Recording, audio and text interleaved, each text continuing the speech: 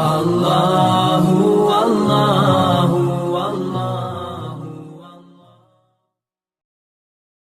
हज़रत उमर फारूक फरमाते हैं उनके इंतकाल को 3 दिन हुए थे। मैं मस्जिद नबवी में बैठा था, 2-3 छोटी छोटी बच्चियां आ गई, कहने लगी चाचा आप खलीफा बने हो। मैंने कहा पुत्र मैं बनाऊं, तो कहने लगी चलें। फिर असर के बाद अबू बकर सिद्दीक हमारे घर जाते थे। मैंने कहा पुत्र आपके घर क्या है? कहने लगी अब्बा फौत हो गए, भाई कोई नहीं। हमने ना बकरियां रखी हुई, वो रोज असर के बाद आते थे, बकरियों का दूध धो के हमें दे जाते थे, कुछ पी लेती थी, कुछ बेच के गुजारा कर लेती। 3 दिन हो गए, मेरी माँ रोती है, बहनें रोती हैं, कौन आएगा? चाचा चलोगे? तो हज़रत उमर की तो दाढ़ी फट गई आंसू आंसू। चद्दर उठा के कंधे पे रखी, बेटियां आगे आगे, उमर पीछे पीछे। एक सहाबी रास्ते में मिले, उमर कहाँ जा रहे हो रोते हुए? उमर और रोए, कहने लगे यार क्या बताऊं, अबू बकर सिद्दीक रास्ता बड़ा मुश्किल कर गया मेरे। उसके रास्तों पे चलना इतना कठिन है, इतना मुश्किल। भाई कुछ जरूरी है कि 2 लाख रुपए किसी को देंगे तो खिदमत होगी? तो किसी का आटा ही पिसवा दे, जा किसी को जाके शहर से दवाई ला के दे दे, कोई तो ड्यूटी करना। ये हमें हज़रत अबू बकर सिद्दीक ने सिखाया। तो कुछ नहीं कर सकता तो मस्जिद में झाड़ू तो देना। मेरे भाई कुछ तो आप इस महफिल का मेहमान खुसूसी कौन है? मैं तो आया हूँ, चला जाऊंगा। इस महफिल का मेहमान खुसूसी वो है जिसने महफिल से पहले यहाँ झाड़ू दिया, जिसने यहाँ दरियां बिछाई, जिस उसकी फोटो भी नहीं आनी बेचारी, वो शायद पीछे रहे। बड़े खास लोग होते हैं। कैमरे की आंख इन्हें देखे ना देखे, रब रसूल इन्हें देखे, अल्लाह रसूल की ये निगाह करम में रहते। हजरत अबू बकर सिद्दीक रज़ी अल्लाह ताला अन्हु ने नेकी के खैर के अहदाफ तय किए, उस हदफ पर उन्होंने जिंदगी गुजारी। तीसरी बात, उन्होंने ना अपना माल खर्च किया इस्लाम के लिए। अपना कमाया हुआ माल खर्च करना खासा मुश्किल काम है, आसान नहीं होता। और अगर आपने जायज तरीके से मुशक्कत के साथ पैसा कमाया तो खासा मुश्किल लगता है उसको खर्च करना। हज़रत अबू बकर सिद्दीक रज़ी अल्लाह ताला अन्हु ने माल खर्च किया, और किस तरह खर्च किया कि जब जब हुजूर ने इशारा किया, जब जब इशारा किया, मस्जिद नबी बनने की बात आई तब भी खर्च किया, जिहाद की बात आई तब भी खर्च किया। हालात ऊपर नीचे होते रहते। जंग में हुजूर ने ऐलान किया तो हालात कुछ ज्यादा मौसर नहीं थे सिद्दीक अकबर के। तो हज़रत उमर कहते हैं उस दिन मैंने सोचा आज मैंने आगे गुजारा, तो मैं आधा माल ले आया घर से। कितना? ज़कात कितने फीसद है? बोल के बताएं, बोले जवान क्यों नहीं बोलते? कितने फीसद? ज़कात 2.5% है। 2.5%, 100 में से 2.5 रुपए। हज़रत उमर कितने ले आए? 50 रुपए 100 में से। ये बड़ा मुश्किल काम है। 2.5% देते हैं तो लोग कई हिसाब करते हैं, और 50% यानी आधे पैसों को थोड़ा ना समझे आप। हज़रत उमर बहुत ज्यादा पैसे लेके आए, 50%, घर की हर शय आधी करके ले आए। और आप फरमाते मेरे हालात बड़े अच्छे थे उन दिनों, और अबू बकर सिद्दीक के मामलात का मुझे पता था। तो मेरे दिल में ख्याल आया कि आज ना मैंने अबू बकर से आगे गुजर जाना। कहते हैं जाके मैंने माल रखा, उतनी देर में सिद्दीक अकबर भी आ गए। कहते हैं जवाब तो चलो जो होने थे वो होने ही थे। हुजूर ने जो दोनों से सवाल पूछे ना, उन सवाल ही बड़े इनफिरादी थे। मुझसे हुजूर ने पूछा क्या लेके आए हो? इधर देखो जवानों, क्या लेके आए हो?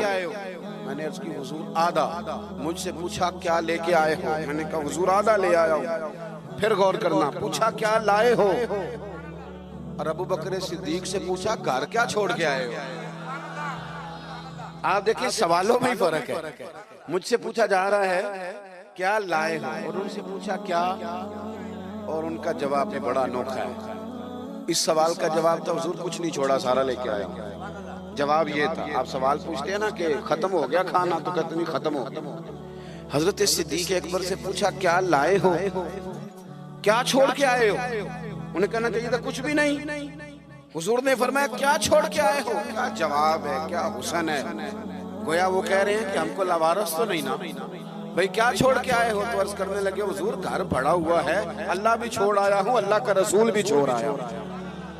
रब रसूल का नाम है ना मेरे घर में।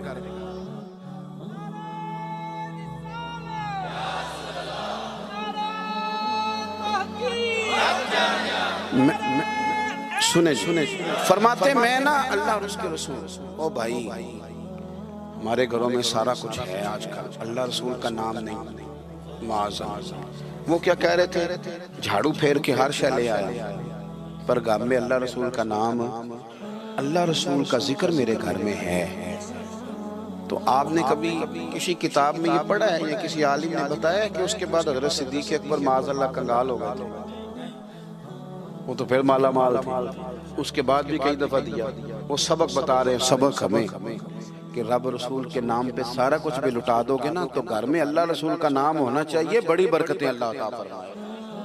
हमने ना दौलत तिजोरियों में भर के रखी है, जो असल दौलत थी अल्लाह रसूल का जिक्र, उससे हम थोड़े से पीछे। अब हदीस पाक सुने, हर बंदा हज़रत सिद्दीक़ अकबर की अजमत बयान करेगा अपने इल्म के मुताबिक, फ़हम के मुताबिक, लेकिन उनकी शान तक कौन पहुंच सकता है? हज़रत अबू बकर सिद्दीक़ रज़ी अल्लाह तआला अन्हु की शान में बड़ी हदीसें हैं, लेकिन मैं इस हदीस पे आके ठहर जाता हूँ, तबीयत जम जाती है कि यार ये क्या मामला है।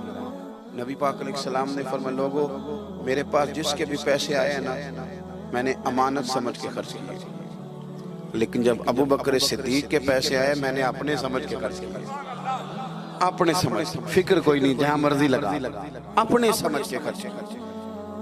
आखिरी बातें आपकी खिदमत में अर्ज कर रहा हूँ। एक तो पहले सबसे अर्ज किया कि सच सच ही होता है, हक वो हालात देख के नहीं बोलना, वो ज़मीर की आवाज़ सुन के बोलना। दूसरी बात, हदफ तय करें नेकी का, ये काम मैंने करने, आप हदफ तय करें, अल्लाह मदद करे।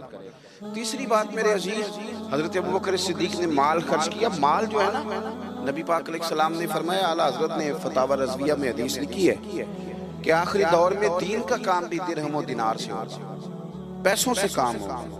आपको इदारे बनाने हैं, मसाजिद बनानी है, किताबें छपवानी है, तो किस तरह छपे? अपना माल हम, और हमने ये जिम्मा दे दिया अमीरों को कि अमीर खर्च करेंगे। हालांकि हमने वो हदीसें नहीं पढ़ी कि एक सहाबी किलो खजूरें लेके आ गए और मस्जिद नबी में माल का ढेर लगा हुआ था, तो हुजूर ने फरमाया ये किलो खजूरें ना सारे माल के ऊपर बखेर दो, जितना सबको सवाब मिलेगा उतना इस 1 किलो वाले को मिलेगा। तो हम ना वो ज़ौक़ नहीं पैदा कर पा रहे कि 10 रुपए की अल्लाह रसूल की नजर में इखलास वाले 10 रुपए की बड़ी कदर। हम सोचते हैं कि वो ना सारा कुछ चौधरी साहब ही आके करेंगे, हालांकि बरकत वाला जो माल होता है उसमें बड़ी खैर होती है। आखिरी बात जो बड़ी जरूरी है उस पर गौर करें, फैसले जिंदगी में जब भी करें इंसाफ पर मबनी करें, मोहब्बत देख के फैसला ना करें। मोहब्बत और होती है, काबिलियत और होती है। मुझे अब होना ये फितरी बात है, लेकिन उसका काबिल होना ये एक अलग बात। हर बाप को अपने बेटे बेटी से मोहब्बत होती है, ये फितरी तकाजा है, लेकिन वो काबिल भी हो ये जरूरी नहीं होता। हज़रत सिद्दीक़ अकबर के अपने बेटे मौजूद थे, वो जाते वक्त किसी को भी खलीफा बना देते। मौजूद थी उनकी औलाद, मुसलमान थी, कलमा पढ़ती, सहाबी थे, 4 नस्लें सहाबी हज़रत सिद्दीक़ बना सकते थे ना।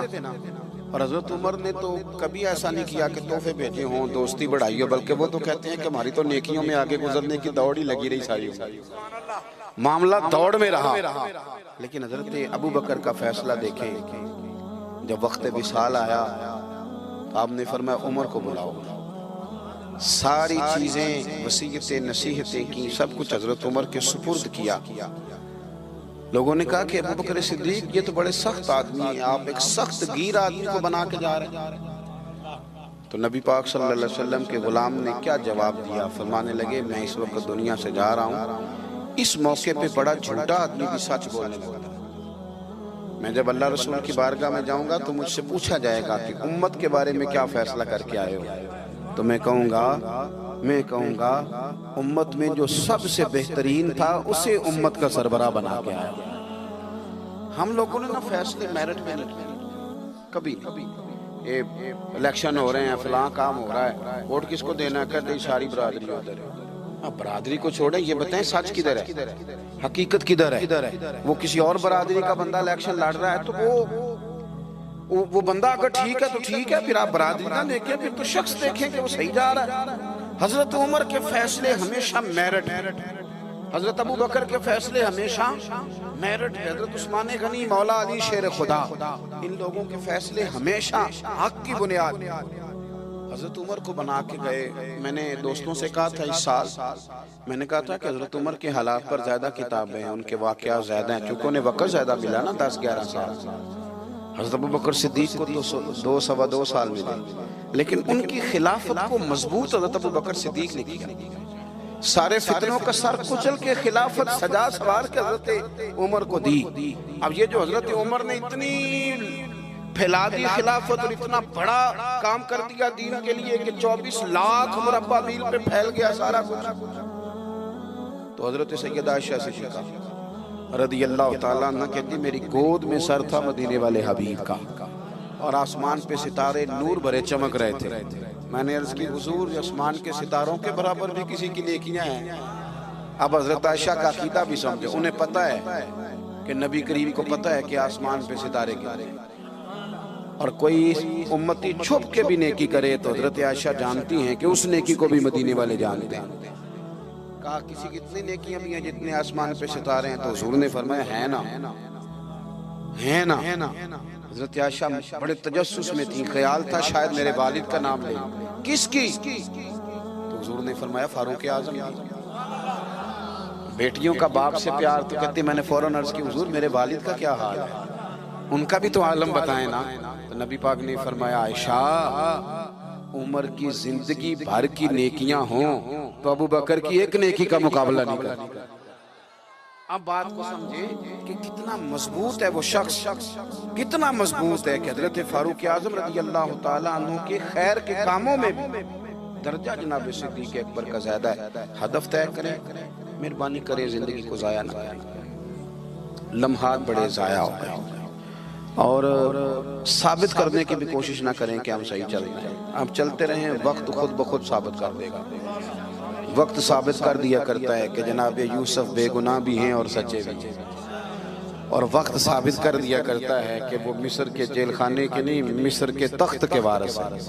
तो आप काम करें, कोशिश करें, दीन के लिए आगे बढ़ें, आप लोगों की फलाह के लिए, वतन की फलाह के लिए। हजरत सिद्दीक अकबर रज़ियल्लाहु ताला अन्हु ने हमें कहा कि ढूंढ ढूंढ के नेकी करो, जो तुमसे मुमकिन हो सके वो खैर का काम करो। दुआ करता हूँ जो मैंने कहा है अल्लाह उसे कबूल फरमाए। आप लोग बैठे जी, किसने उठाया? तशरीफ रखिए। और जहाँ हम गुफ्तगू के दौरान भूल गए अल्लाह हमें माफ़ करे। महफिलें होती हैं नज़रियात की, सरकार के नाम की, शख्सियात की नहीं होती। ये महफिल मेरे नाम की नहीं, हजरत सिद्दीक अकबर के नाम की। तो मैंने जैसे अर्ज किया कि मुसाफिर हैं। और अगर आपने अभी तक हमारा चैनल सब्सक्राइब नहीं किया तो फौरन सब्सक्राइब कीजिए, साथ ही बेल आइकॉन पर क्लिक करें ताकि मजीद आने वाली वीडियो है वो आपको वक्त पर मिलती रहें। अल्लाह हाफिज।